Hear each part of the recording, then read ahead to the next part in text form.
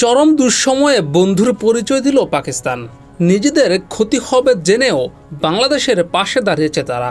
আসন্ন বিশ্বকাপ বয়কট না করলেও সবচেয়ে গুরুত্বপূর্ণ ম্যাচ ভারতের বিপক্ষে ম্যাচটি বয়কটের সিদ্ধান্ত নিয়েছে পাকিস্তান। বাংলাদেশ যখন বিশ্বকাপ বয়কটের সিদ্ধান্ত নেয় তখনই পাকিস্তান জানিয়েছিল বাংলাদেশকে সমর্থনের কথা। এরপর থেকেই আলোচনায় ছিল পাকিস্তানের বিশ্বকাপ বয়কট করার বিষয়টি।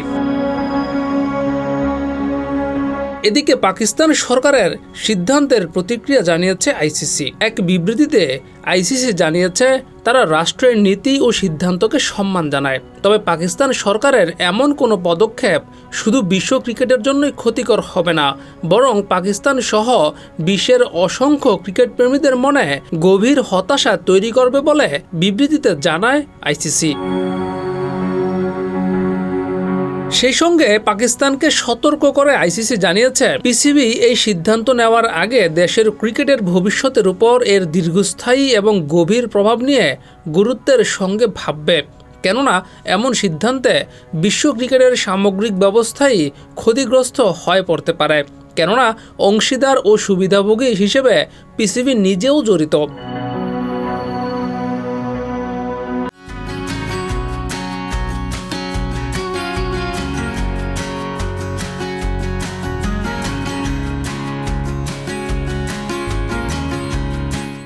বাংলাদেশ বিশ্বকাপ থেকে সরে যাওয়ার পরই আইসিসি বড় অঙ্কের ক্ষতির মুখে পড়বে বলে জানা গিয়েছিল, কিন্তু এবার সেখানে পাকিস্তানও ভারতের বিপক্ষে ম্যাচ বয়কটের সিদ্ধান্ত নেওয়ায় মাথায় হাত আইসিসি এবং ভারতের। কারণ এই ম্যাচ দিয়েই আইসিসির আয়ের সিংহভাগ চলে আসে, সেখানে এই ম্যাচ না হলে তো সেই আয়টাও আসবে না। জিয়াউর রহমান, যুগের চিন্তা।